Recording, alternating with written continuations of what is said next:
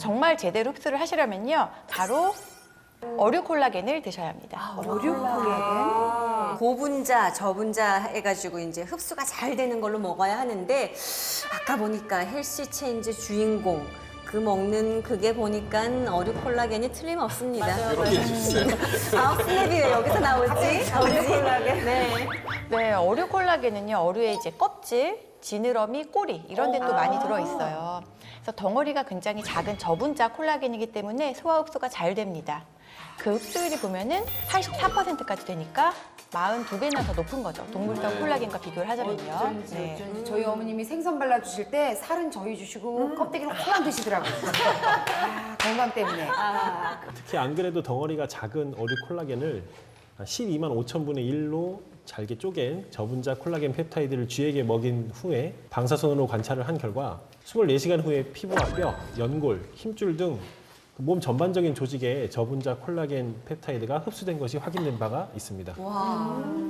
그리고 콜라겐의 가장 또 큰 영향을 받을 수 있는 부위 중에 하나가 바로 피부라고 말씀을 드렸잖아요. 근데 저분자 콜라겐 펩타이드를요, 10주 동안 섭취를 했을 때 중년 여성에게 있어서 피부에 어떤 변화가 왔는지 한번 확인해 보기 위해서 진피 친밀도를 검사를 진행한 적이 있었습니다.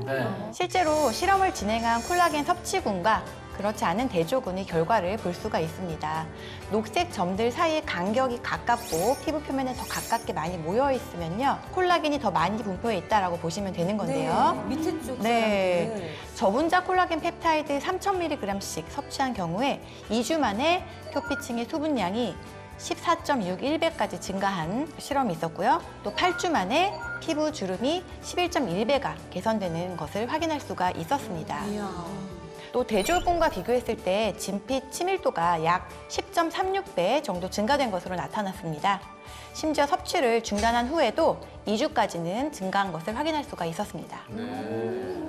네, 동안 피부를 위해서 반드시 더해야 할 요소가 바로 수분과 탄력이죠. 네. 그리고 반드시 빼야 할 그런 주름에도 효과가 있을지 연구한 결과가 있는데요. 저분자 콜라겐 펩타이드를 약 1000mg을 12주 동안 섭취를 했을 때 그렇지 않은 대조군에 비해서 6주 후에는 피부 보습이 좋아진 것을 확인을 했고 12주 후에는 눈가 주름과 피부 탄력이 개선된 것을 확인할 수 있었다고 합니다.